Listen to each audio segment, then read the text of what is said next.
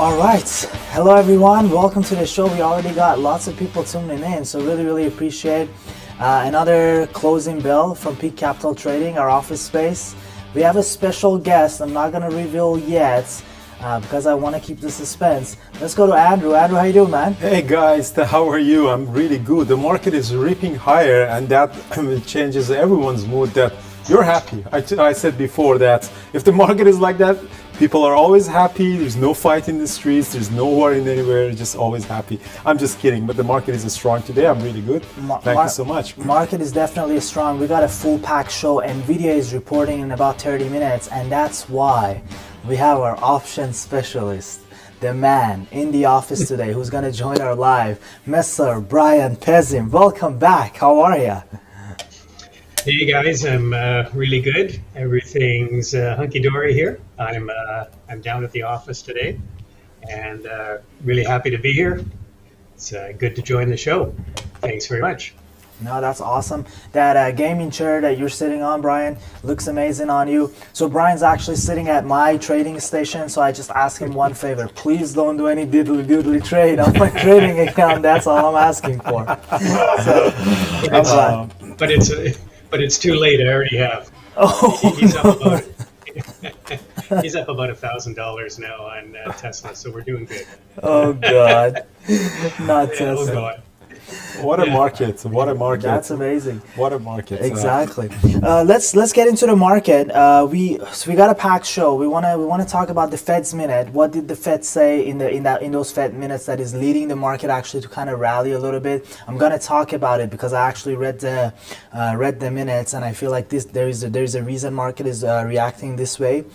We're going to talk about Bill Ackman. He sent a series of tweets asking Fed, he actually tagged Fed, that they need to get more aggressive. We'll talk about that. And of course, by the time we're nearing the end of the show, NVIDIA will report. So we'll actually react live to the NVIDIA.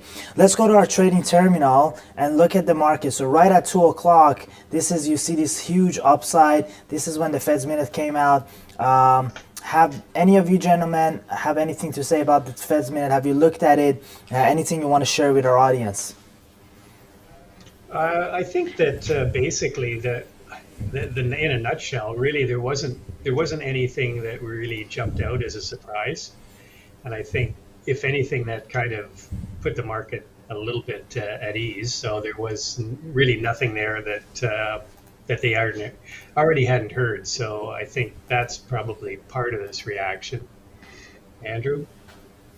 Yeah, I think, definitely the fear of recession is in everyone's mind. The Feds still believe that they can have a soft landing, and by soft landing means that they can control inflation without actually hitting the economy into the recession. And, obviously there are some people like George Soros or Dr. Michael Berry who was famous for shorting the housing market, that they still think that there is no way that you can control inflation unless you took the economy into recession and people start losing their job. But, we'll see. Really, the economic data hasn't really come out completely. And, as every month goes, the more economic data is going to come. And the one thing that we know is that investors do not have too much confidence right now for growth. That's why the growth companies are being hit, like ARK or QQQ or IWM small caps, because there's a big question mark about the future of growth. And that's why Dow Jones and SPY actually held better, because they're more mature companies that they can provide the cash flow until we pass through this region. Yeah. Just to add on that, from what I kind of grasp from the Fed's meeting is, of course, the 50 basis point for the next two meetings. So the one in June and the one in July will be 50 basis points. So that's kind of, market was already pricing that in. So that was kind of a no event. Well, one thing that was a new information was QT. And we know quantitative easing and quantitative tightening. So QT is the opposite of QE, which means balance sheet reduction. So selling all these treasuries that Fed bought, now they got to sell it. Well, the pace of that is actually slower than a lot of people anticipated. So they're thinking about it starting at 15 billion and then ramping it up to 30 billion. Pardon my poor writing, 30 billion, and then eventually going into 90 billion. Which, by the way, the 15 billion QT means no selling. So these are just treasuries that are naturally maturing. So they come off the balance sheet automatically. So Fed is not aggressively selling these treasuries because, you know, if you start selling them, that will spike up the rates. Once the rates start spiking up, then the mortgage rate will go higher, and the mortgage rate going higher, housing market will get slower, housing gets slower, will lead into a recession. So that was kind of a good news. But again, I don't want to be a fool here to really claim that the bear market is over, because we remember in May 1st, market rallied 4%, and then the next day it gave all of that back. So this could be a scenario like this. Don't think that tomorrow we're going to see a gap up or a continuation move. Be very, very careful. This is not a normal market. Have your risk management in place. If you want to take this type of trades, definitely have some kind of option to hedge it, things in that nature. Yeah, definitely. Go ahead, Brian. Yeah, no, I was just I was going to say that there is some evidence that the economy is starting to slow a bit. You sort of see some anecdotal evidence. They're saying that employment, which is at sort of record lows, probably is going to is probably going to start to creep up. So some of that, I guess, hope for cooling inflation is probably going to be coming, and I think the Fed's sort of counting on that as well. Yeah, no, definitely. I mean, it's a volatile market. It's amazing to be a trader. As Andrew usually says, there's lots of ups and downs, so it's great to be traders. Days like this is when you need two bubblies back to back, just to get you through So the here's day. the thing. I mean, actually, what we're seeing right now is the most watched index in the world, which is S&P 500. It's not even in the bear market yet.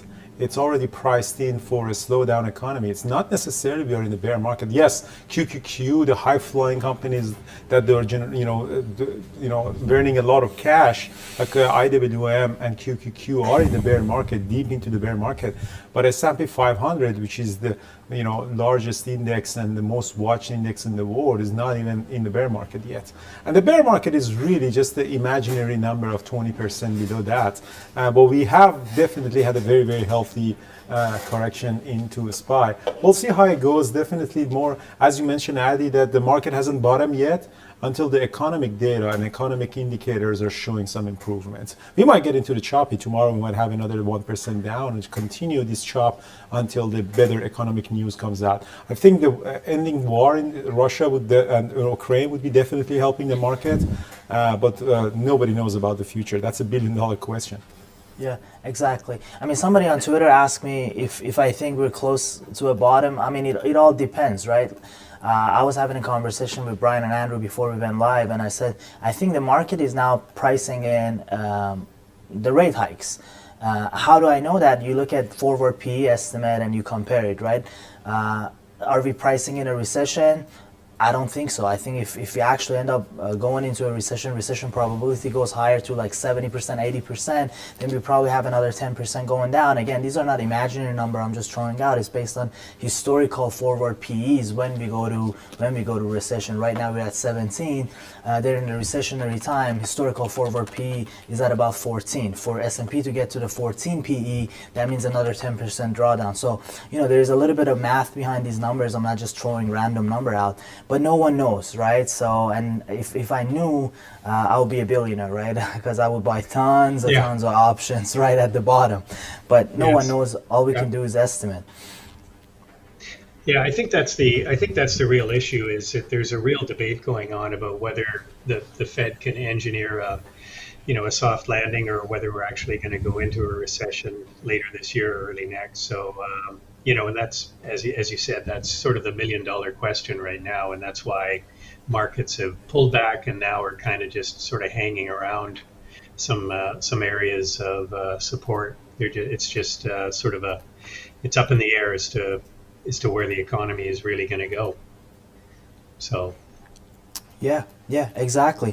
By the way, I'm monitoring the chat function. One of the reasons we want to do these shows live is we want to interact with you guys one-on-one. So I'm monitoring the chat option. As more question comes in, we're going to take some time and answer those questions. So feel free, if you have questions for Andrew, if you want to pick Brian's brain, how knowledgeable he is, this is kind of your opportunity to ask us question. I want to talk a little bit about Snap. Snap had earnings. It got destroyed. It has had really solid revenue growth, ever since its IPO. But this brings me to this, being cautious of, we used to look at, enterprise value to revenue and say, oh, this company is cheap, this company is expensive. This metric is no longer relevant in like a high rate environment. So things are getting really bad. Despite all this revenue growth, Andrew, Brian, look at what happened to the stock. Now trading half the price it was at its IPO. What do you guys think? What's your read on this? Well, I didn't actually read exactly the statement by the CEO, but they mentioned that market is always forward looking, and when you're buying a Snap, you're actually expecting it for the growth. And I think they mentioned that they are going to miss the revenue estimate this. I don't know for how much and if that was the overreaction or not, but I'm actually surprised seeing that revenue growth actually bring it down that much. Brian probably had a better input on that. Yeah, no, I think that as with a lot of these, earnings reports, a lot of it comes down to what comments are made by CEOs or CFOs. And I think the comment about shrinking revenues on the ad side, and probably just missing some of their numbers going forward, lowering their guidances. I think that's, because people are buying stocks based on their anticipation of future earnings. So if you're telling people that your future earnings are probably going to be dropping, then that's never a good thing for the price.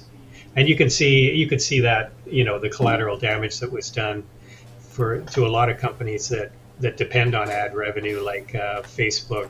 Took a big hit along with Snap and Google. Pins, which also apparently, So I think it was really the comments that came about the future, the guidance for future earnings that really knocked the wind out of the sails.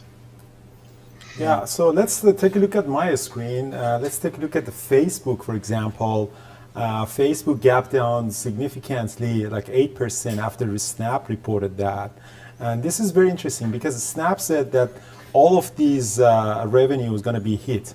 And Facebook didn't say anything. It was a completely sympathy play because people are expecting that if those guys are getting hit, Facebook and Google are definitely getting hit as well because the majority of the revenue is coming from the ads. And specifically, something is very interesting about Facebook is that Zuckerberg recently mentioned that we're going to burn cash at least for another couple of years on the Meta platforms. But the company is solid in terms of foundation that they can continue repurchasing. We're not going to get the dividend, but we're going to repurchase the shares to make investors happy. Yeah, I mean every company, right? There's a natural churn rate for their stock. So whether it's like 5%, 6%, 7%, is some people have to sell. Doesn't mean they don't believe in the company. They're retiring of some funds. It's their turnover. That natural churn rate. If companies doing share buybacks, that could help and support the stock. That's why we see some of the bigger names like Apple's holding a little better than in compared to like other names. But when the companies are not making any free cash flow to actually do any share buybacks, then you see in these downturns they get absolutely hammered, right? Because not only they can't cover that natural churn rates, but also they can't cover people who are selling. There's more sellers than buyers, and then the rest is history. It's tough time to be unprofitable. Somebody's asking stock to play for tomorrow. It's always earnings. We got Snowflake's reporting. We got NVIDIA reporting. Depending on how they do they gap down, gap up? They're definitely going to be in play. Usual suspects. Always Tesla is always going to be in play. GME just had a massive day, 25%. So they're probably going to had a webinar yesterday.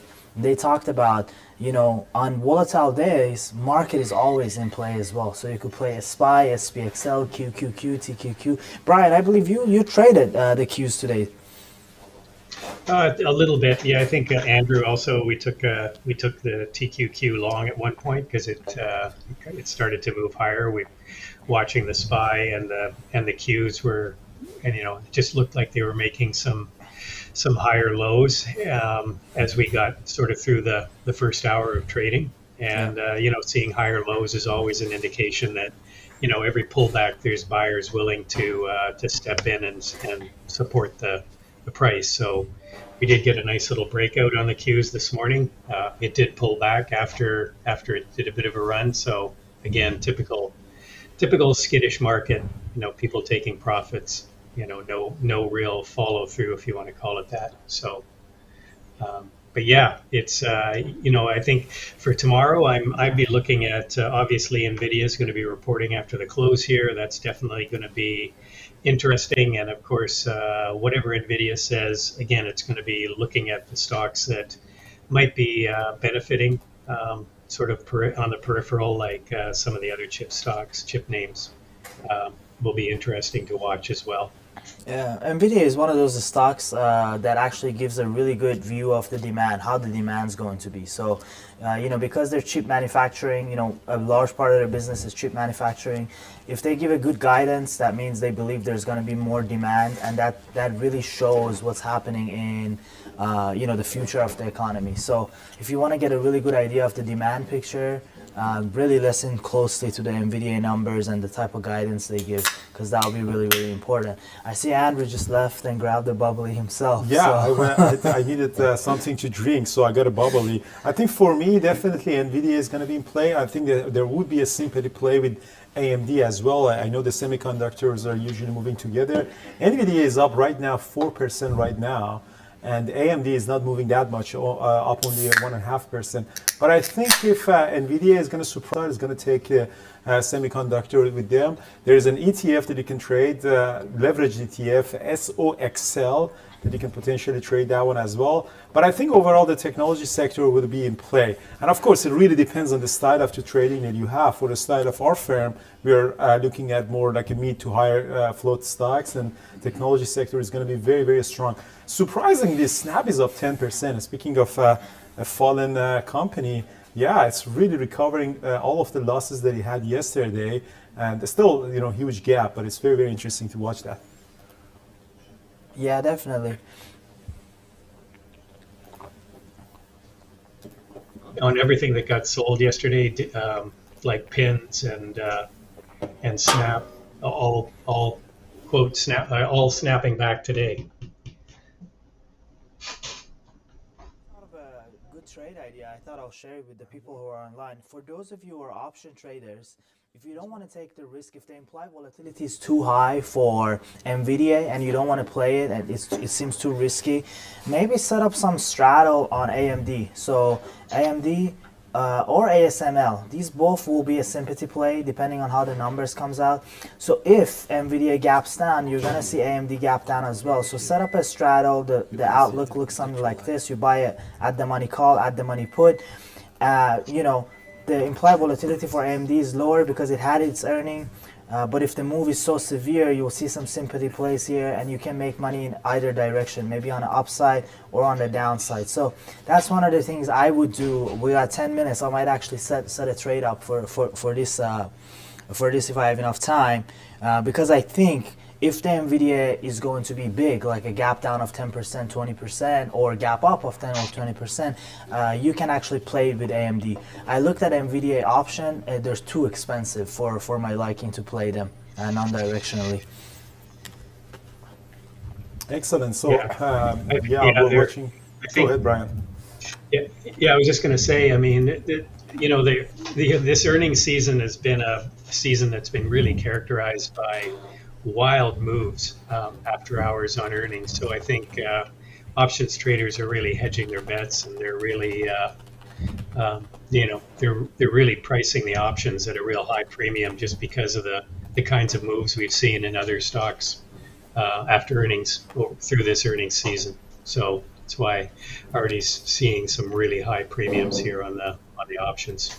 The premiums are absolutely insane, Brian. I mean, I was just looking at the option chain, like 2 standard deviation away moves, you can still like make $400 or $500 on some of these stuff by selling premium. And I mean, you pick your poison, right? The $500 for a couple of days is not bad, but if things go wrong, you could really get wiped out. So that's the risk. Yeah. Some questions are coming in. Does today's rally feel like a short squeeze? Andrew, you go first. It doesn't seem like a short squeeze to me. I mean, it's really hard to get a market short squeeze. I mean, you can have it on one individual stock, but when you're talking about the whole overall market, you need trillions of dollars moving in and out to really get a short squeeze. But a market is really driven by very, very short-term,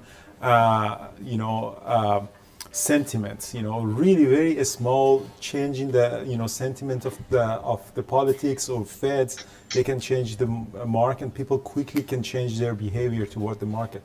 Like for example, yeah, it could be possibly that some people are covering the shorts, or some people think that there is a prospect of growth and they start looking for bargaining companies and start taking positions on that. But really, nobody knows. But I think market is really driven with the short-term sentiments. Yeah, I think if you want to look at a short squeeze, I think, individual stocks are more likely to see that. And I think that something like a DKS, which we're trading today, I think that had a 22% short interest. And I think some of the reaction in the trading day today, which it just took off and flew, I think that was sort of more characteristic of a short squeeze. I think with the market overall right now, today's rally is just, if you look at the daily chart on the SPY and the Qs, I mean, they tend to be just sort of churning in a bit of a range. And I think people are trying to decide if this is the bottom or if we've got another leg down. Right now, I think we're kind of range bound. No. Let's take a look at my chart. Someone mentioned GME. The GameStop is definitely look like a short squeeze. Right now it's up 28%. Yeah. Thanks for mentioning that. That definitely could be a potential short squeeze if someone is really getting a squeeze. But this is like a 28% move. Definitely you can't say that about the market, but that would be exciting. I think GameStop would be something that I might potentially trade tomorrow because the volume is amazing and the move has been just unbelievable that it started from $90 and now it's trading at $115. Yeah, GME, I looked at it today. I wanted to sell some calls on it. So I did a bearish call spread, and the move was just so vicious. I immediately exit with a small loss because I had a feeling at the time I sold the call, it was like up 12%, but it no mercy. The stock was just going up. So very strong. It caught my attention. So it will be interesting to see if it actually can do the continuation move. In terms of the overall market short squeeze, I don't think we're going to see some really crazy short squeezes. The reason for that is put to call ratios. Put to call ratios has been coming down from the high of like 2.2. So the put to call ratio for S&P 500 has been coming down, meaning more people are buying calls. So that could be a hedge. Their net short position and they're hedging by buying calls. That could be more of a bullish sentiment, could be either, right? But since the put to call ratio is coming so much down, I don't think we're going to see some really crazy short squeezes like that, just because it feels like people are more hedged. Yeah, I think if you look at, I was just looking at the amount of shares that are shorted on GME right now, according to statistics, it says about 21%. So that's not excessive. It's not like it used to be with GME, but it's certainly it's setting up just like DKS did today with a 22% short interest. So yeah, could be definitely some follow through here tomorrow. Yeah, exactly. It will be interesting how it will play out. I just want to give a quick shout out. If you like the quality of the show, how we're switching cameras and going back and forth, give us a thumbs up, because Carlos, who runs our pre-market show, is doing an amazing job right now. He's taking control of everything. A huge shout out to him. We really appreciate all his hard work. Thanks for everyone who's tuning in. Let's go to Trading Terminal really quickly, because I want to give a live update. Market is pulling back a little bit, so we're seeing majority of the indices, they had this crazy rally. They're giving back. This could be profit taking for some of the intraday trading. I don't think this is a major move. I think a lot of people are just taking profit. They were riding that move and taking profit. But that was kind of interesting as well. One thing I wanted to talk to you gentlemen about, since I have you here, is Bill Ackman. I don't know if you've been following him on Twitter. He basically sent out a series of tweets. Let me make my screen a little bigger so our viewers can read this. Inflation is out of control. Inflation expectations are getting out of control. Markets are imploding because investors are not confident that Federal Reserve will stop inflation. So Fed got to do its job, and basically what he's claiming for is get aggressive, and instead of doing this 50 basis as slowly, just get to it and bring the Fed's fund rate to a neutral rate, which is somewhere around 3.5%. This will definitely break the market, but he's saying then the good quality companies with real cash flows can actually recover. Now investors are not confident because they're scared of the Fed. And this, of course, created another drama in the Twitter market. Everyone's saying hell is coming 2.0, right? As you remember, Bill Ackman went on CNBC during COVID and he said hell is coming and we have to lock down and we got to do this. And little did we know that he had a massive credit default swaps on junk bonds, and he made $2.1 billion profit. And then he came to CNBC and actually cried and defend about his trading in March 2020. Some people say that this is not the bottom until Bill Ackman comes and cries on CNBC. That's obviously a joke. But here's the thing. Bill Ackman has a mandate toward his fund to provide return. And I think he's probably down 5% or something on his fund. Maybe a little more, probably. A little more year to date. He doesn't have a mandate to keep the employment on a healthy level. He doesn't have the mandate to support the liquidity of the market. If the Feds do that kind of aggressive move, they're going to impact the whole economy. People get laid off, people lose their jobs and homes and everything. So their mandates, along with the administration and legislation branch of the government, is to make sure that the economy is moving toward the right direction on a slow pace. Yeah. They don't have any mandate that the hedge funds are providing 10%, 15% return per year. Any sudden move from the Feds can break down the bond market and the stock market. I think they're doing a great job at controlling even if it's expectation and inflation. And we got to give them a few more months until see how the inflation and economic data is going to really turn out. Brian, back to you.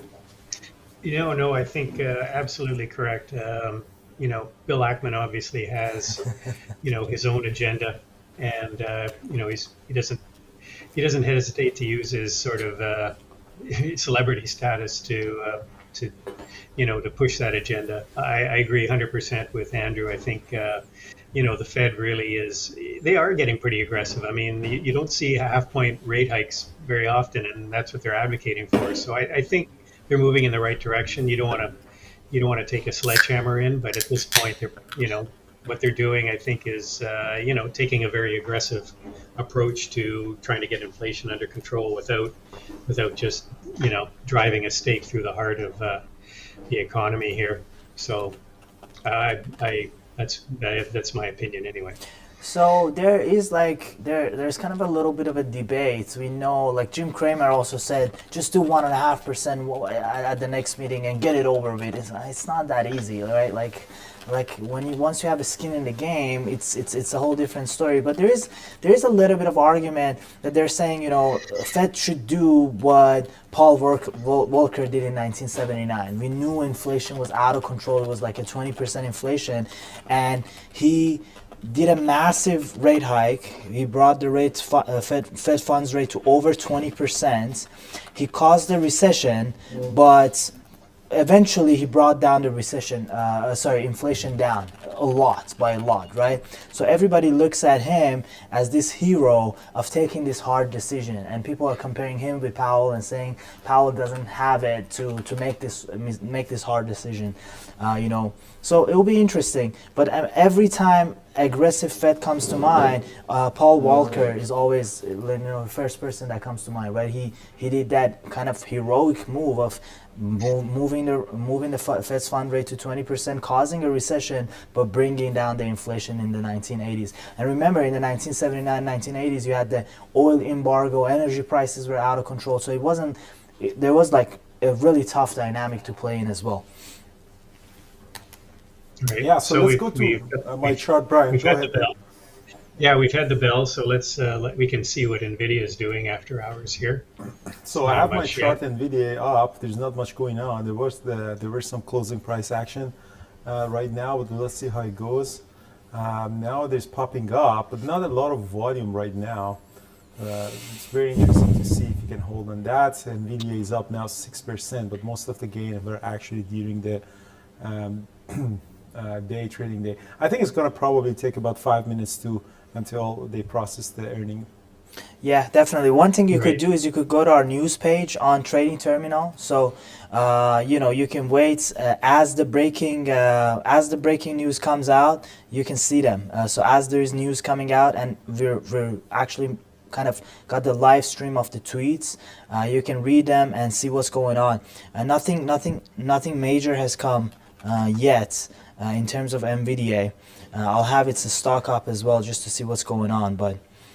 So the SPY closed 0.9%, IWM 1.8%, QQQ 1.4%. So they didn't really close at the high of the day. So it means that there was a little bit of a, less bullish sentiment at the end near the close.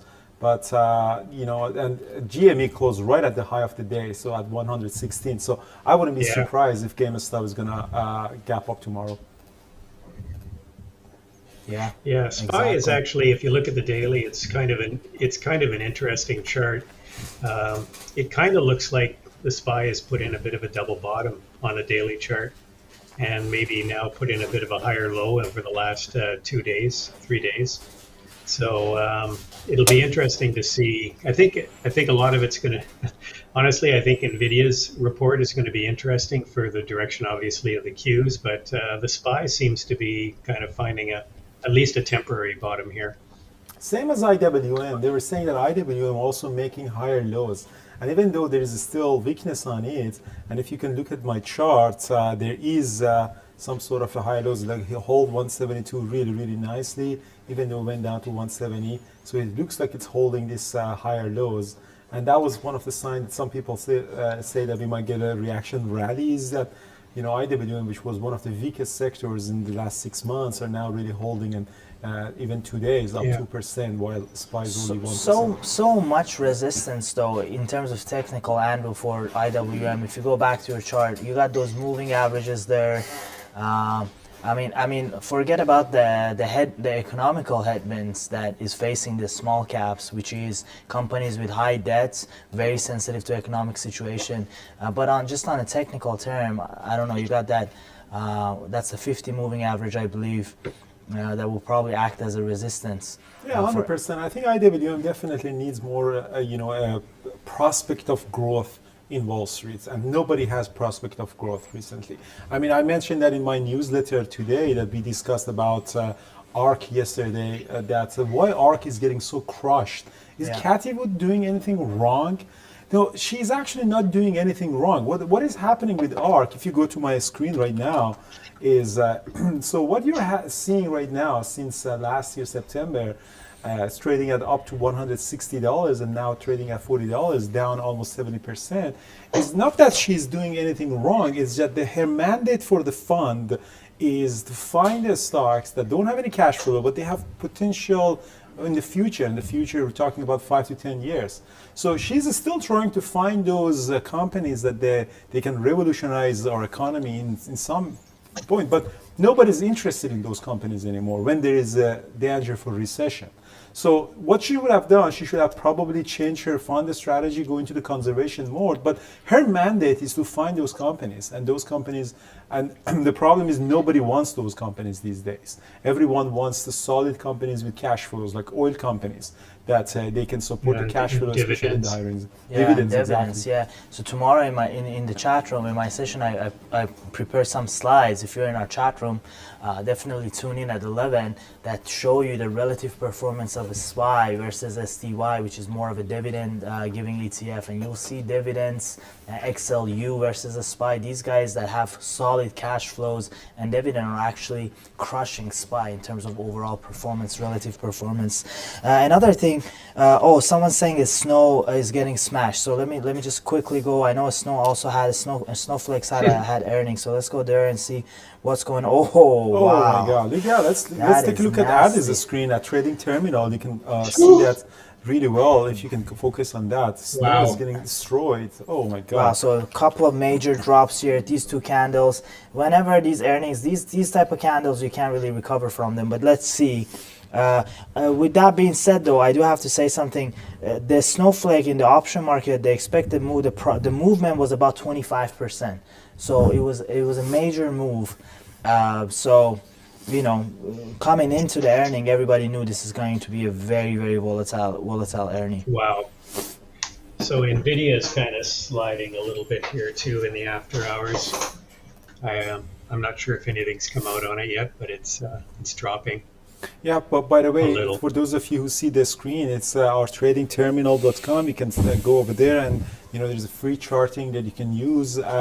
And you know, this just need to sign up, free to use for you guys if you're not part of Trading Terminal right now. And I see almost 170 people are watching that. That's amazing. We appreciate if you can give us a thumbs up and see, you know, if you really like the show. And if you have any comments, I'm reading the chat, you know, monitoring the chat. Please feel free to post any questions that you have. Yeah, definitely.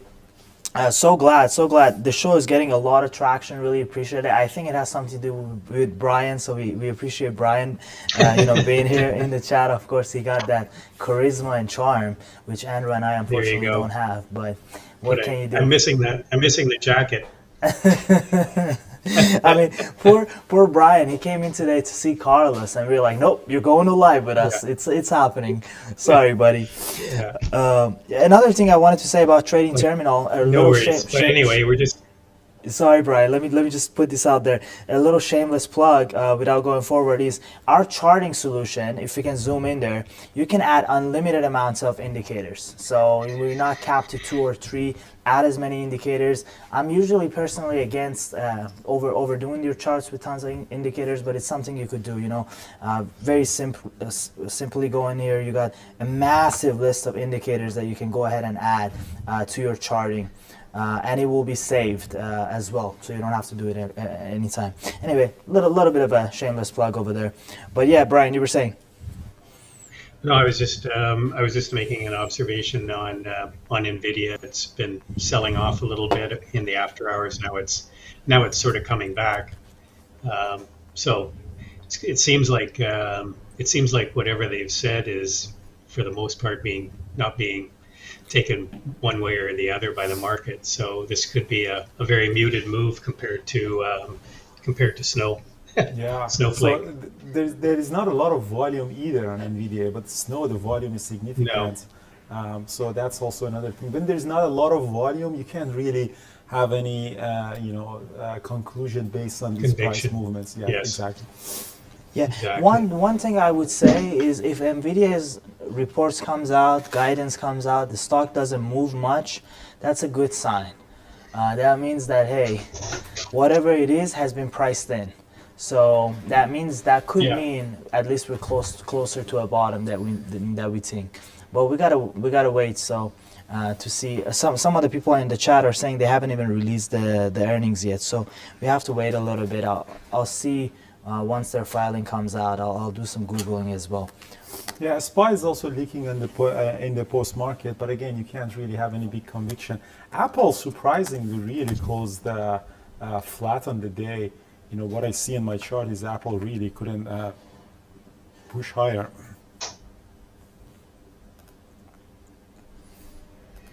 Right. Yeah.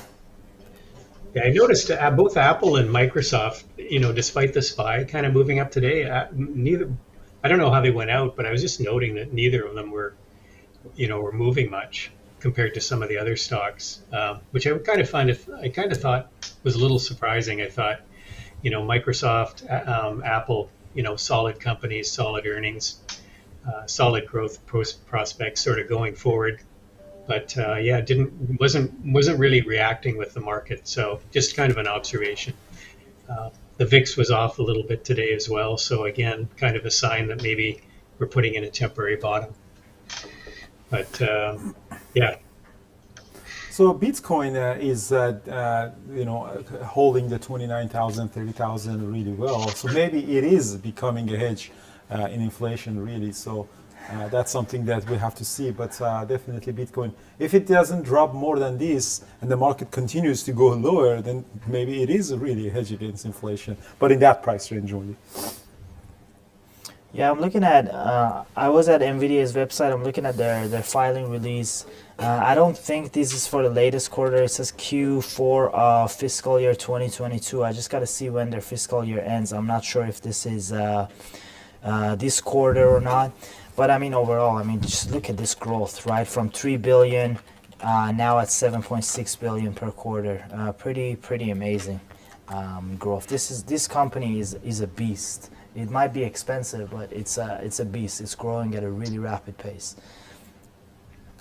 Yeah, excellent. So we see a good number of the people are watching our show. Really appreciate that. If you have any question, guys, let's keep the chat really going on. If you have any question, and yeah, so someone mentioned about the Cathy Wood. Why Cathy Wood, dropped 23% last year, while SPY actually gained 27%. I agree with you. I mean, the fundamentals of that firm has broken in this market. According to her, is you cannot compare my fund with SPY, because SPY is, have 500 companies, larger cap too, larger caps, companies. But I'm looking for potential growth in stocks, and maybe this kind of approach never works. I mean, if the fund continually loses money and investors lose the trust in there, maybe that fund potentially doesn't work. And it's a lesson to the overall market that you cannot have one specific sector that looks only for growth and disruption. That's just doesn't work, and it's not the recession proof. It's not a slowdown economy proof. And it's a really good thing to see that. Yeah, I'm still trying to figure out if there is any filing happening on NVIDIA, so I can report live and see the price movement. Nothing yet. Yeah, so Twitter is up 3%. Twitter surprisingly is trading at $37. Obviously, there is no hope from almost anyone that the deal at $54 go through. And Elon Musk has been really quiet as well. He hasn't really pushed anything in his social media. Yeah, I was asking about this morning. I thought he was a little bit quiet since all this has unfolded. The drop in Tesla, the trading of Twitter at a significant discount to his 54.20 bid is which is far from where it's trading right now. So yeah, that's true. He's been awfully quiet. He's been tweeting a lot about birth rates in United States and all of that stuff, which is. Anyway, I don't want to get into it. So, Ali, Phil is asking a question. How do you access the earning calls for stocks? If you mean the dates, you can go to tradingterminal.com calendar and the date and exactly if they are pre-market or post-market. But the information about the earnings that they're reporting, I think the first one would be through their websites, that they have an investor relation part. But I think there are other websites like CNBC, Google Finance, and other Yahoo Finance would release those information. Hopefully in Trading Terminal, we're going to do that as well, in the next year or so. But what do you think, Ardi? Yeah, I mean, Andrew, you hit it on the nail. If you want to know when they trade, Trading Terminal, when they're reporting, Trading Terminal is the best tool because we actually scan NASDAQ website, a lot of website, and pick the most reliable one. But if you actually want to see the results, you got to go to their website, go to the investor relation, and then you can see the press releases. If you want to see real time, of course, SEC website. So you can go to EDGAR if it's a Canadian company, or the SEC website if it's an American company, and then just type in the ticker and then download the filing. Usually the audio file of the call is there for about 24 to 48 hours. On your brokerage account, you can also call in directly. They'll give you the number for the earning if you own the stock, and you can call in directly and listen to the earning call as well. They connect you. So there's tons of way you could do it.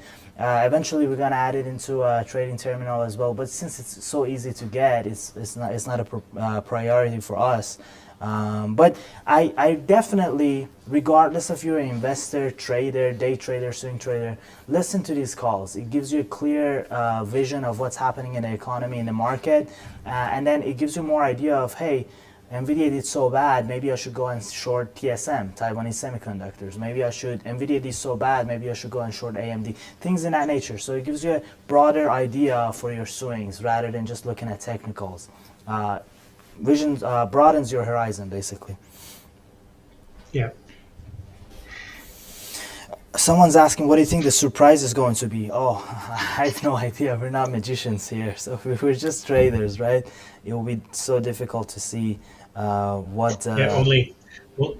only Peter has the magic 8 ball. So only he can divulge all those secrets.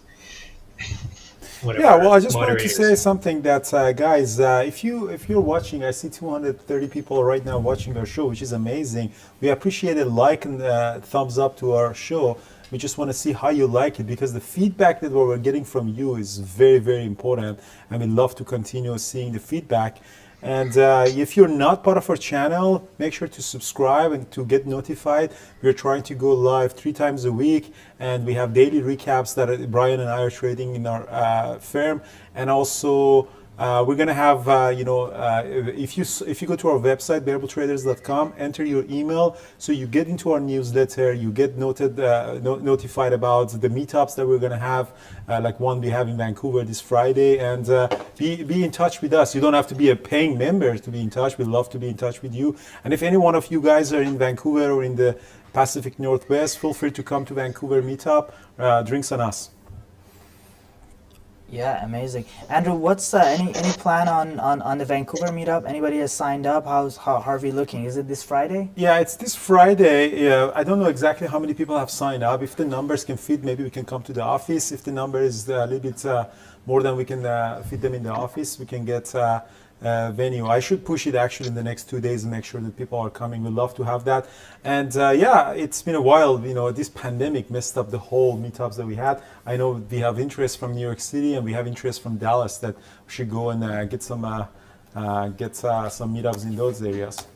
Yeah, definitely. I'm trying to see if their filing has come up.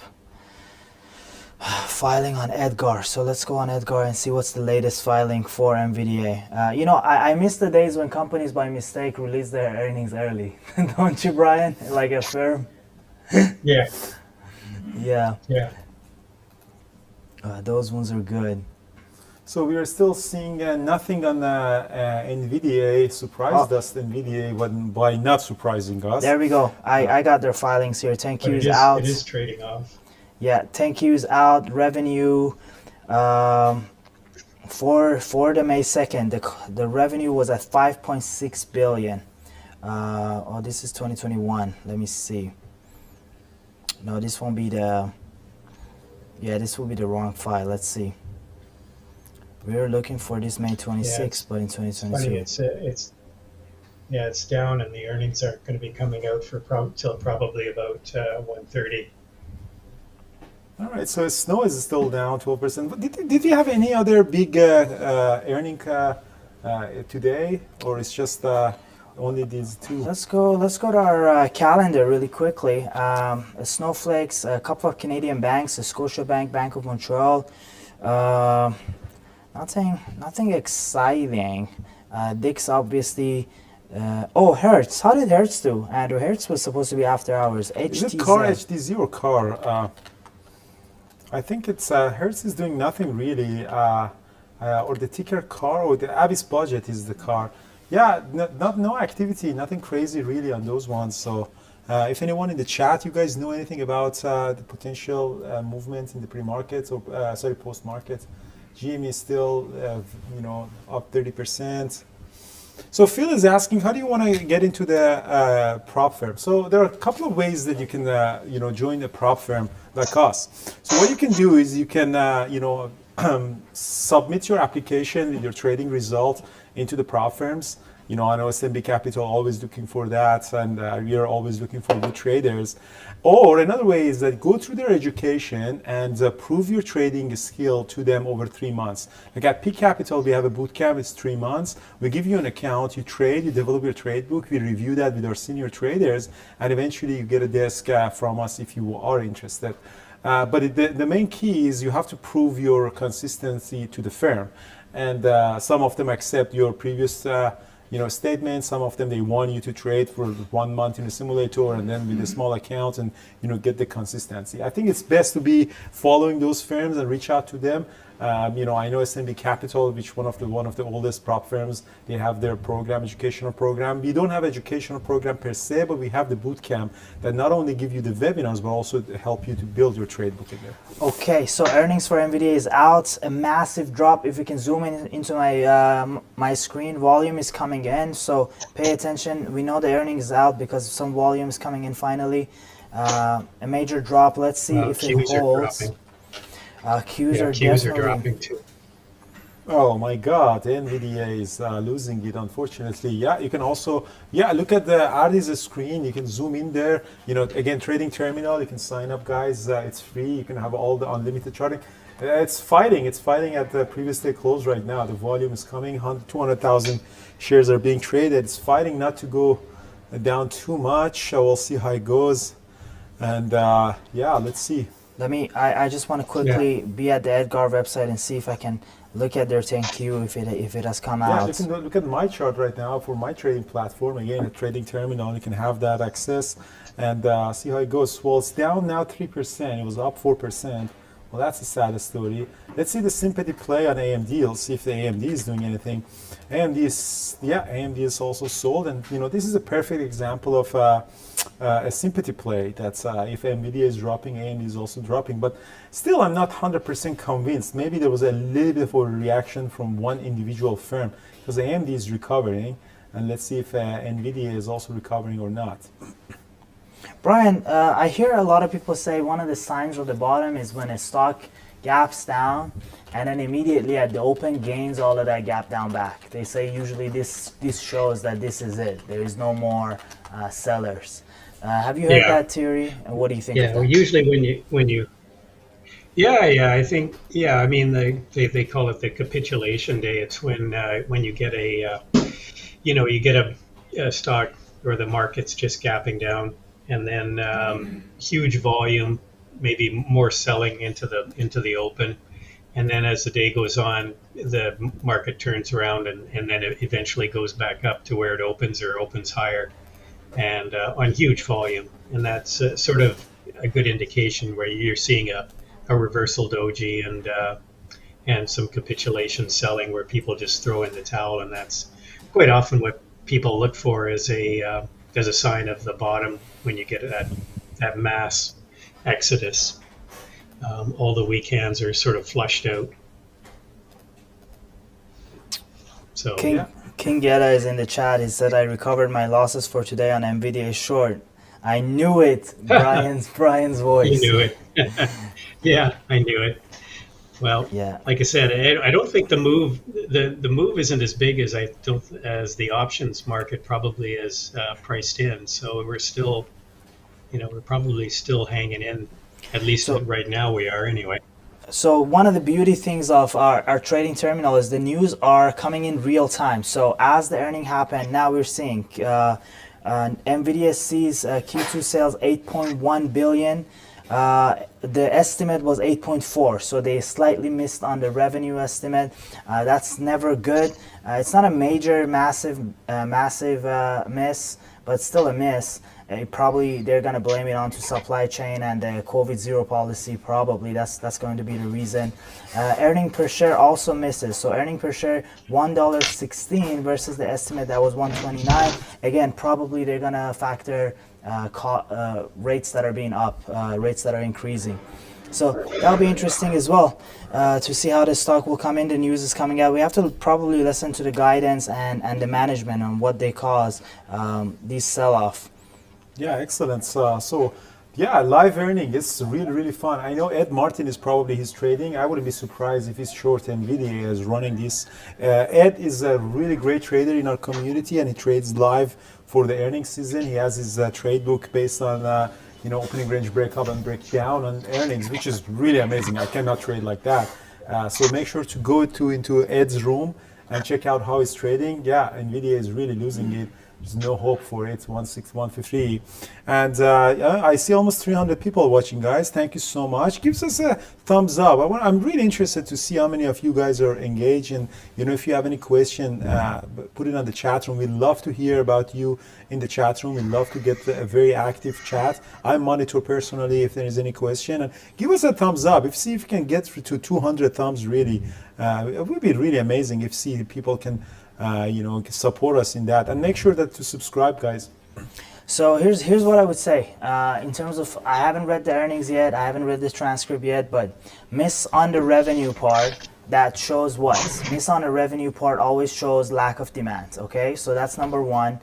You got lack of demand here. And miss on the earning per share side. What does that show us, right? Miss on the earning per share side always shows that the costs are rising. That shows inflation, right? Costs are rising. That's why the earning is lower than anticipated. So lack of demand, costs are rising. What does that take us to? Stagflation, right? So that recession talk are still on. So probably it's going to be another choppy day in the market, right? This is the type of way of thinking we teach in peak capital trading. This is the way we teach our traders, is try to read below past the headlines and then come up with theses and trading ideas. So overall, it does not look good. Looking forward to tomorrow. Let's see. Hopefully it's a green day, but I doubt it with the earning that NVIDIA got. Andrew, your prediction going into tomorrow?